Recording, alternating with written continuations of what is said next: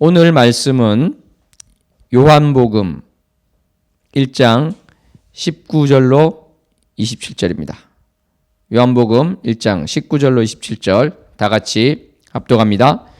유대인들이 예루살렘에서 제사장들과 레위인들을 요한에게 보내어 내가 누구냐 물을 때 요한의 증언이 이러하니라. 요한이 드러내어 말하고 숨기지 아니하니 드러내어 하는 말이 나는 그리스도가 아니라 한데 또 묻되 그러면 누구냐 내가 엘리야냐 이르되 나는 아니라 또 묻되 내가 그 선지자냐 대답하되 아니라 또 말하되 누구냐 우리를 보낸 이들에게 대답하게 하라. 너는 내게 대하여 무엇이라 하느냐 이르되 나는 선지자 이사야의 말과 같이 주의 길을 곧게 하라고 광야에서 외치는 자의 소리로라 하니라. 그들은 바리새인들이 보낸 자라. 또 물어 이르되 내가 만일 그리스도도 아니요 엘리야도 아니요 그 선지자도 아닐진데 어찌하여 세례를 베푸느냐. 요한이 대답하되 나는 물로 세례를 베풀거니와 너희 가운데 너희가 알지 못하는 한 사람이 있었으니 곧 내 뒤에 오시는 그이라. 나는 그의 신발끈을 풀기도 감당하지 못하겠노라 하더라. 아멘. 기도하고 시작하겠습니다. 하나님 아버지 감사합니다. 오늘 말씀 가운데 주님께서 친히 말씀하여 주시고 정말 내가 이 세상 살 때 어떤 사람을 바라봐야 될 것인가, 어떤 분을 바라봐야 될 것인가 생각하고 나가는 자가 되게 해주시며 정말 주님의 인정을 받기 위해서만 사는 우리 모두가 되게 하여 주시옵소서. 예수님 이름으로 기도합나이다. 아멘. 자, 우리가 방금 읽었던 요한복음 본문 말씀은 어떠한 내용입니까? 바리새인들이요 제사장들과 레위인들을 세례 요한에게 보내어서 묻는 그러한 장면이 나옵니다. 그러니까 뭔가 어떤 사람이 나타났는데 사람들이 막 몰려가고 이런 일이 벌어지니까 바리새인들, 제사장들, 레위인들이 이제 문제가 생겼습니다. 야, 이게 어떻게 된 일인가? 왜 우리 제사장들이 다 있는데 어떤 사람에게 와서 저렇게 사람의 이목을 집중하는가? 가서 알아봐라. 또는 이제 이면에 어떤 게 있겠습니까? 그러한 짓을 하지 마라. 엉터리 아니냐? 이렇게 꾸짖고자 하는 마음은 있었을 수도 있겠죠. 어쨌거나 이 사람들이 와서 묻습니다. 내가 누구냐? 그런데 이게 대해서 이야기를 할 때 세 가지를 묻죠. 보시면 그리스도냐? 엘리야냐? 그 선지자냐? 이렇게 묻고 있습니다. 그래서 그리스도라고 한다는 것은 우리는 이제 예수 그리스도 하니까 그 예수님 이후에 나온 거 아닌가 이렇게 될 수도 있는데 이 구약부터 쭉 있던 그런 그리스도에 대한 개념이 있었습니다. 그것은 이제 기름 부은 자라는 것인데요. 하나님께서 친히 정해서 이제 선지자에게 명령합니다. 이제 내가 기름을 부을 것인데 나를 대신해서 이제 부어라 그런 의미가 되는 것이죠. 왕을 택해서 기름 붓는 것 그런 것들이 있었고 또 제사장을 정해서 하는 것이 있었는데 백성들에게는 이제 왕을 정해서 기름 붓는 것이 크게 다가왔을 것입니다. 보통 이제 하나님을 대신해서 선지자가 하는 것이지만 그렇지 않고 백성들이 이제 직접 하는 경우도 있었죠. 그러니까 하나님께서 미리 기름 선지자를 통해서 하는 게 가장 중요하고요. 왜냐하면은 하나님이 주권이 있기 때문에 그렇게 한 이후에 이제 백성들이 나중에 이제 왕으로 모시는 이러한 일들이 되게 되는 것입니다. 그래서 백성들이 그럼 기름을 붓는가 안 붓는가 그것을 보시면 사무엘하 2장 4절을 보면은 백성들이 이렇게 기름을 부었다는 이야기가 또 나옵니다. 그러니까 이 기름 붓는다는 것은요 일반 유대 백성들도 어떠한 것인지 알고 있는 그러한 상황이라고 할 수 있겠죠. 그래서 왕이 있다. 이것은 무엇입니까? 통치하고 다스린다는 의미가 있겠죠. 그래서 사람들은 이 기름 부은 자, 그리스도, 정말 우리를 구원할 자가, 우리를 다스릴 자가 오실 것이다. 이러한 메시아를 기다리는 그런 마음이 있었습니다. 메시아는 이제 그리스도, 헬라어로 그리스도로 하는데요. 이제 히브리어로는 마시아 돼가지고 메시아가 되는 것입니다. 마시아흐 이런 발음이 나는데요. 그래서 이 그리스도를 기다리는 마음이 있었으니까 세례 요한한테 사람들이 몰려가고 막 이러니까 이렇게 묻는 것입니다. 당신이 그리스도입니까? 아니라고 하죠. 그러니까 그 다음에 또 묻는 말이 뭡니까? 엘리야냐 이렇게 합니다. 엘리야. 엘리야가 갑자기 왜 나오느냐? 이제 말라기서를 보시면요, 말라기 4장 5절에서 6절에 보면은 선지자 엘리야를 너희에게 보내겠다 이런 말씀이 나옵니다. 아버지의 마음을 자녀에게로 돌이키게 하고 자녀들의 마음을 그들의 아버지에게로 돌이키게 하리라. 그러니까 엘리야가 중요한 중재자로서 이제 역할을 한다는 것을 이야기하고 있죠. 엘리야가 올 것을 또 이제 이스라엘 사람들은 기다리고 있는 것입니다. 물으니까 또 아니다 이렇게 얘기하는 것이죠. 그럼 선지자냐? 이렇게 또 묻습니다. 선지자는요, 일반적으로 말하는 그러한 선지자 중에 하나냐 이렇게 볼 수도 있고, 또 특별히 신명기 18장 15절에 보면은 나와 같은 선지자, 모세가 이야기한 나와 같은 선지자 하나를 일으키리니 이런 말이 나옵니다. 그러니까 여기 나왔던 특정한 그 사람이 아니냐, 그러니까 백성에게 정말 모세처럼 지도자로서 나오는 그 선지자가 아니냐 이렇게 볼 수도 있겠죠. 또는 아까 말씀드린 것처럼 일반적인 그렇게도 볼 수 있겠습니다만은 우리 성경에서도 지금 말씀드린 특별한 그 선지자로 봤기 때문에 이제 그 선지자 이렇게 했습니다. 물론 이제 마지막 때를 이렇게 기다리는, 그러니까 자기들을 구원할 메시아가 올 때를 기다리기 때문에 그 선지자면은 어쨌거나 하나님께서 보내주셔서 우리에게 도움을 주는 그러한 선지자다. 이러한 측면에서 또 특정한 의미가 또 있었겠죠. 어쨌거나 이렇게 세 가지냐 이렇게 물었는데 아니라고 이렇게 합니다. 근데 가만히 생각해 보십시오. 이 바리새인들이 제사장과 레위인을 이렇게 보냈다. 이거 자체가 어떤 것입니까? 정말 아무것도 아닌 사람에게 보낸 것은 아니고 그 심중에 뭔가가 있는 사람이다. 이것을 확인하고자 하는, 그리고 사람들이 일단 모이기 시작했다는 그러한 것을 우리가 알 수 있는 것이죠. 그러니까 그 정도까지 왔다면 이들은 눈이 어느 정도 반쯤은 열리고 귀가 반쯤은 열린 상태라고 할 수 있겠죠. 그렇지만 결국은 어떻게 됐습니까? 이 세례 요한이 나에 대해서 그렇게 관심을 가지고 왔느냐? 그런데 사실은 나보다 더 큰 이가 있다. 나는 정말 종이 되어서 그 신발끈을 푸는 그런 역할을 하기에도 정말 벅찬, 그분은 너무나도 크신 분이고 위대하신 분이고 나랑은 비교도 안 되는 분이다. 이렇게 이야기를 했습니다. 그렇다면 세례 요한에게 가진 관심을 계속 유지하고 안다면은 그 예수 그리스도에 대해서 정말 세례 요한이 말한 그분이 왔을 때 알아야 되겠죠. 깨달아야 되겠죠. 그렇지만 어떻습니까? 우리가 알다시피 이들은 알지를 못했습니다. 정말 눈이 가리워지고 귀가 닫혀 있는 그런 상황이 된 것이죠. 그러니까 우리는 이 바리새인들, 제사장들, 레위인들을 보면서 정말 생각해야 될 것이, 아무리 환경이라든지 여러 여건들이 예수 그리스도를 알 수 있는 상황이 되었을지라도 정말 그게 눈이 가려져 있고 귀가 닫혀져 있으면 알 수가 없다. 그것을 알 수 있겠습니다. 그래서 우리가 정말 예수 그리스도를 영접하기 위해서 기도하는 분이 있대. 그것을 놓고 정말 기도해야 될 줄로 믿습니다.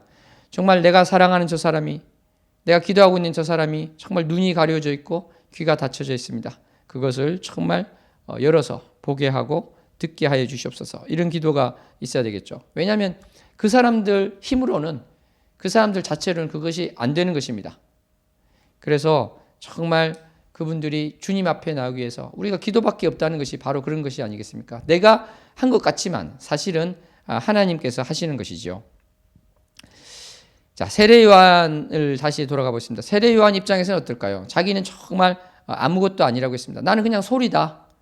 이사야 40장 3절에 나오는 것처럼 외치는 자의 소리에 불과하지 나는 선지자도 아니고 엘리야도 아니고 정말 그리스도는 더더욱 아니다. 이렇게 세례 요한은 고백하고 또 이렇게 이야기를 하였던 것입니다. 그런데 여러분, 세례 요한은 보십시오. 그 이후에도 나오지만 정말 예수 그리스도에 대한 100% 확신, 이러한 것들이 흔들릴 때도 있었는데 그럼에도 불구하고 세례 요한은 사람들의 관심을 받기보다는 정말 하나님만을 바라보고자 한 사람이라고 또 할 수 있습니다. 왜냐하면 자기에게 물어봤을 때 그리스도냐 이렇게 물으면 그리스도는 아니지만 나는 정말 하나님으로부터 귀한 사명을 띠고 왔다. 나를 어느 정도 주목해봐라. 이런 식의 말을 할 수가 있었겠죠. 그렇지만 그런 말을 하지 않았습니다. 나는 그냥 소리다. 그리고 나를 볼 것이 아니라 내 뒤에 오실 일을 보아라.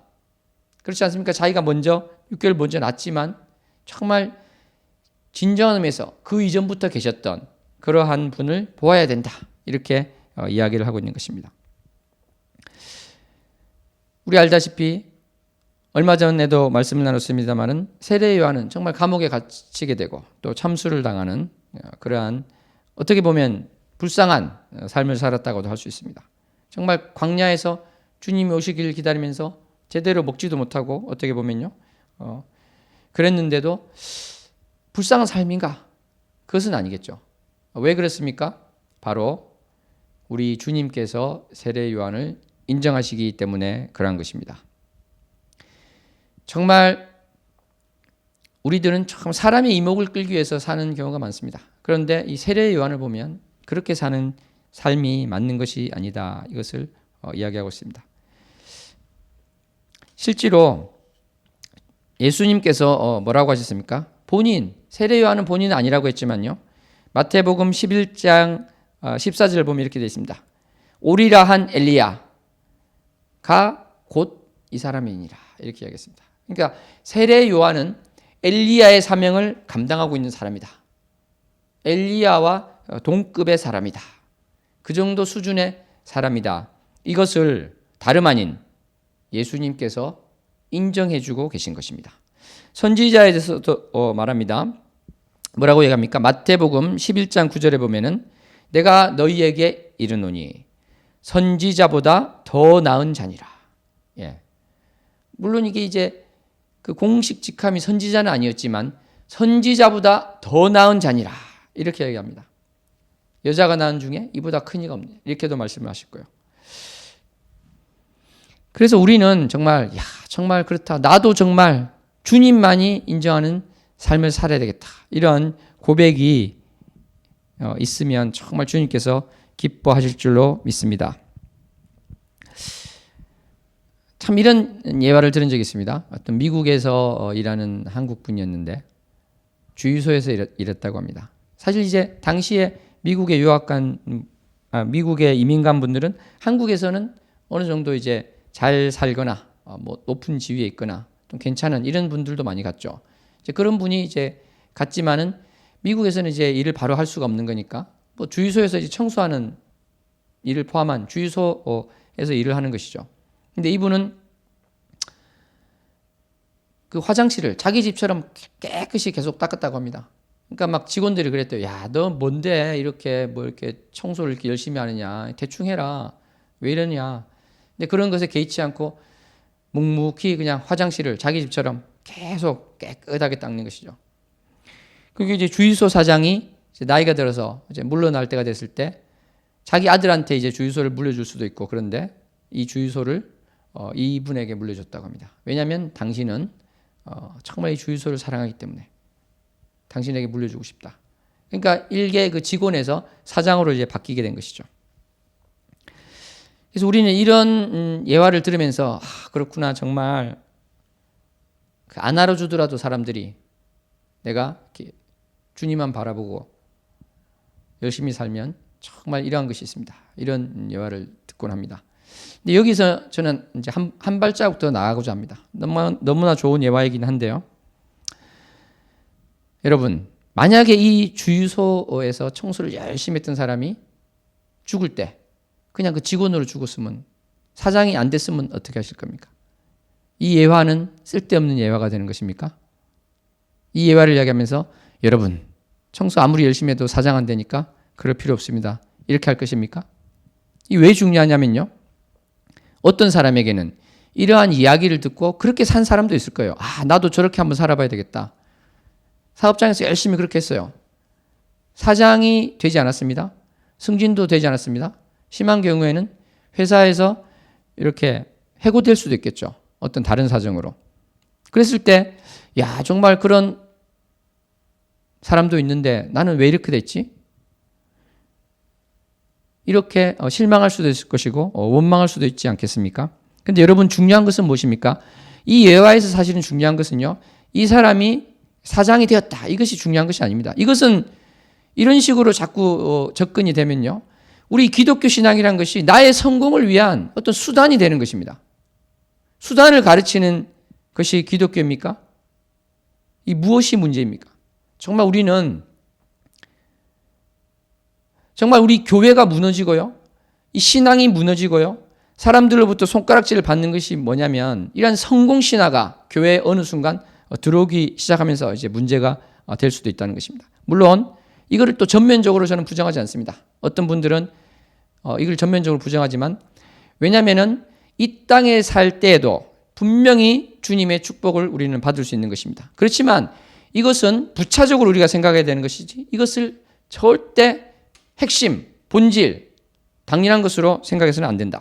그러면 가장 핵심적인 것은 무엇이 되겠습니까? 바로 우리의 이 삶이라는 것은요.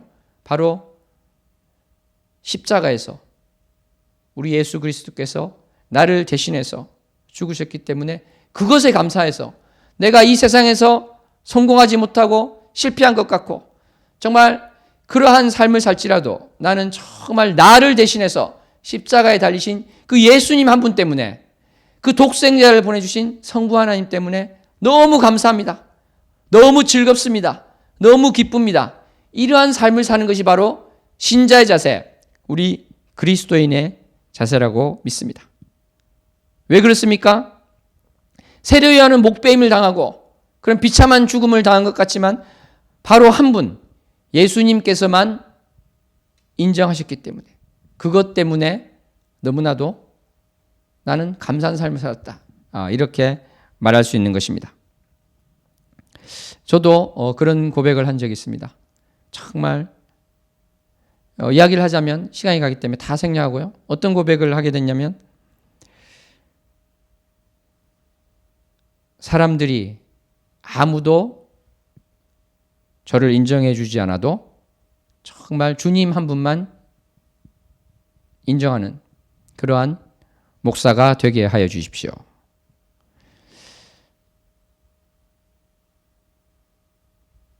사실 이제 저는 어머니께 이 기도 제목을 이제 부탁드린 적이 있었는데 무슨 이야기를 하다가 그 기도는 못하겠다 이렇게 말씀을 하셨습니다. 물론 지금은 어떠신지 모르겠는데 그때 왜 그랬냐면 제가 조건을 달았잖아요. 세상 사람들이 한 명도 나를 인정하지 않더라도 그러니까 부모님 입장에서는 그게 쉽지 않으셨겠죠. 물론 제가 그런 말은 또 했지만 제 또 마음속에 그게 100% 충만해 있다. 이렇게 어떻게 이야기하겠습니까? 저도 정말 연약한 인간인데 그렇게 되지 않겠죠. 근데 정말 저는 그것을 붙들고 싶은 것입니다. 유혹이 당연히 있죠. 지금 개척교회인데요. 성도가 한 명도 없고 6개월 지나도 1년 지나도 그럴 때 계속 감사합니다. 그렇게 하기가 쉬울까요? 쉽지 않겠죠. 그렇지만 정말 붙들어야 될 것은 이것인 줄로 믿습니다. 아무도 인정하지 않고 아무도 바라보지 않고 아무도 신경 쓰지 않더라도 주님 한 분만이면 됩니다. 정말 주님 내가 정말 예수 그리스도 앞에 섰을 때 잘하였다 착한 종아 이 한마디면 됩니다. 그것이 정말 고백이기를 소원합니다. 우리 사랑하는 성도 여러분 정말 삶 가운데 쉽지 않은 것이 너무나 많습니다. 정말 내가 기도하고 노력하고 했는데 이 땅에서는 아무것도 이루어지지 않는 것 같고 심지어 실패할 경우도 있고 정말 생을 계속 유지하는 것 자체가 너무 힘들 때가 있습니다. 그럴 때 여러분 어떻게 낙담이 안 되고 힘이 안 들 수 있습니까? 그렇지만 우리가 붙들어야 될 것은 정말 예수님 한 분, 하나님 한 분밖에 없다는 것을 꼭 기억하시고 그렇습니다. 내가 아무도 인정하지 않더라도 나는 주님의 인정을 받는 자가 되기 원합니다. 이렇게 고백하는 저와 여러분이 되기를 소원합니다. 기도하시겠습니다. 하나님 아버지, 오늘 말씀 가운데 세례 요한이 정말 사람들의 이목을 끄는 것이 아니라 하나님 한 분 바라보고 나가자 함을 보았습니다. 나의 삶이 그렇게 되기를 원합니다.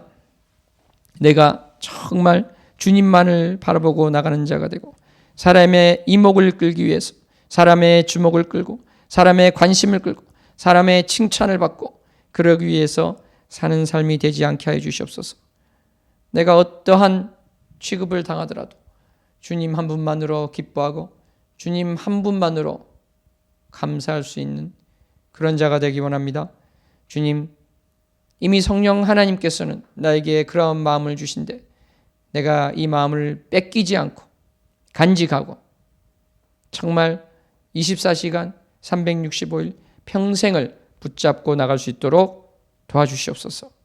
예수님 이름으로 기도합니다. 다 같이 오늘 말씀 생각하시면서 주여 3번 부르고 기도하겠습니다. 주여, 주여, 주여. 하나님 아버지 감사합니다. 오늘 세례 요한의 삶과 주님께서 바라보고 계시고 주님의 손길이 미치지 않는 것 같을지라도 주님은 바라보고 계십니다. 주님은 알고 계시고 주님은 안고 계신 분임을 고백합니다. 주님, 내 삶 가운데 고통이 있고 환난이 있고 정말 무너지는 그러한 상황이 올지라도 또 그런 상황에 있는 것이 있을지라도 주님 한 분만 붙잡고 나아가는 자가 되기 원합니다. 나의 눈을 주님 있는 곳을 향하고 나의 마음이 주님 있는 곳을 향해 나가기를 원합니다. 주님 도와주시옵소서. 내가 어떠한 경우에도 주님께서 사랑하는 내 딸아, 사랑하는 내 아들아, 내가 너를 안다, 내가 너를 인정한다, 이런 말씀을 듣는 자 되기 원하오니 주님, 내가 주님의 관심이 어디 있는지를 아는 자 되게 하시고 주님의 눈길이 어딘지를 아는 자가 되게 하시고 주님의 그 눈물이 어딘지를 아는 자가 되게 해주셔서 그것을 위해서 살아가게 해주시고 계획을 세워서 살아가게 해주시고 계획을 세워서 주의 말씀을 보고 기도를 하고 주 앞에 엎드리는 자 되기 원합니다. 주님 도와주시옵소서. 아버지, 그래서 세상 사람들이 내가 이 땅에 살 때 아무것도 보지 못할지라도 이러한 우리 크리스찬들이 살 때 이 많은 크리스찬 정말 주를 위해서 살고 이웃을 사랑하며 사는 이 크리스찬들을 통해서 하나님 아버지께만 영광을 돌 수 있도록 우리들을 써주시옵소서. 우리는 이 땅에서 썩어질 것을 구하는 자가 되지 않게 해주시고 아버지, 오직 주만을 위해서 나아갈 때 아버지, 또 우리 사랑하는 성도 한 분 한 분 가운데 이 세상 살 동안에도 복을 주시기를 또 기도합니다. 건강을 주시옵소서. 지혜를 주시옵소서. 자식들이 범사에 잘되게 도와주시오며 아버지, 물질적인 부를 하나님의 일을 위해서 쓸 수 있도록 하여 주셔서 아버지, 너무 가난해서 힘들지 않는 또 성도들이 될 수 있도록 주님께서 도와주시옵소서. 아버지, 정말 돈에 눈이 멀지 않고 하나님 아버지를 갈 때 정말 이 재물에 대해서도 자유한 자가 되게 하시고 재물의 노예가 되지 않고 재물을 다스리는 한 명 한 명이 되게 해주셔서 정말 주 앞에 왔을 때 주님만을 바라보고 사는 삶 가운데서 이 땅에서도 주님이 주신 복을 받고 살았습니다. 더 고백할 수 있는 자들 될 수 있게 하여 주시며 어떠한 경우일지라도 그리 아니하실지라도 감사하는 귀한 삶을 살 수 있도록 주님 도와주시옵소서. 주님 사랑합니다. 내가 주의 그 사랑으로 주님의 그 은혜로만 나가는 자 되기 원하오니 주님, 나를 깨우쳐 주시고 나의 눈을 열어주시고 나의 귀를 열어주시옵소서. 감사합니다. 사랑합니다. 주님, 각자 자기 기도 제목 가지고 간절히 계속 기도하시겠습니다.